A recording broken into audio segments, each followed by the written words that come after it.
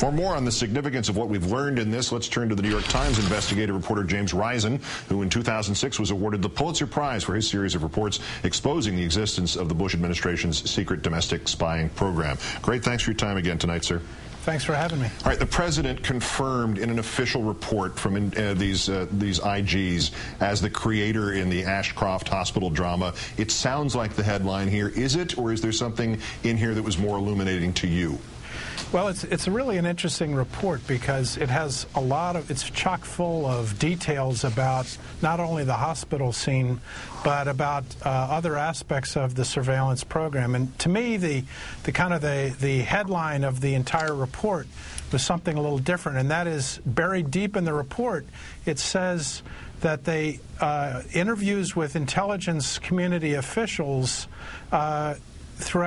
by all of the inspectors general, they found that no one could point to any counterterrorism successes that could be caused by this program. That the program, no one could identify any major attacks or arrests that were caused specifically by this program, which contradicts what President Bush repeatedly said for the last 3 years of his presidency, that this was saving thousands of lives. I think, to me, that is a fundamental issue that will change the nature of the debate about the NSA warrantless wiretapping program. Change it in what sense? Is it the suggestion here that Bush was backfilling to justify invasion of privacy, or was it that they just got it all wrong? Change it in what way?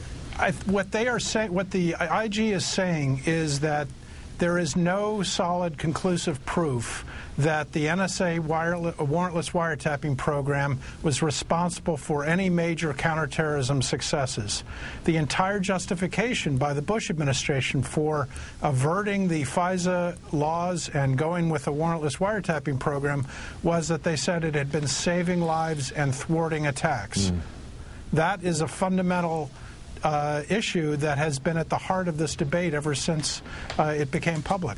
It is because of your reporting that we know about the warrantless wiretapping program to begin with. The new report here revealing that the president also authorized secret surveillance activities beyond wiretapping, and without details, the report simply cautioned that the collection activities since 9/11 were unprecedented, and retention and use of the information should be carefully monitored. It sounds scary. Is it in fact scary?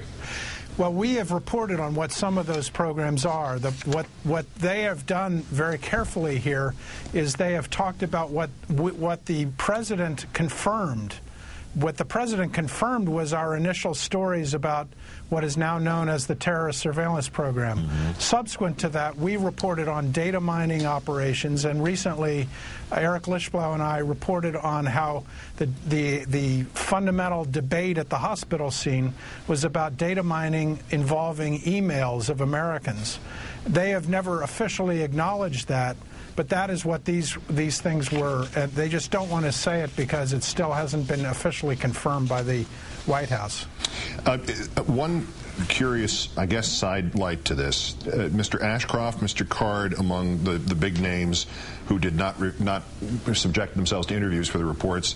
Cheney's aide, David Addington, also on the list. The former CIA director, Mr. Tenet. John Yoo, who, of course, it was the proprietor, basically, of the memo factory that justified interrogation. Is it remarkable just how much these inspectors general were able to learn without any of these people?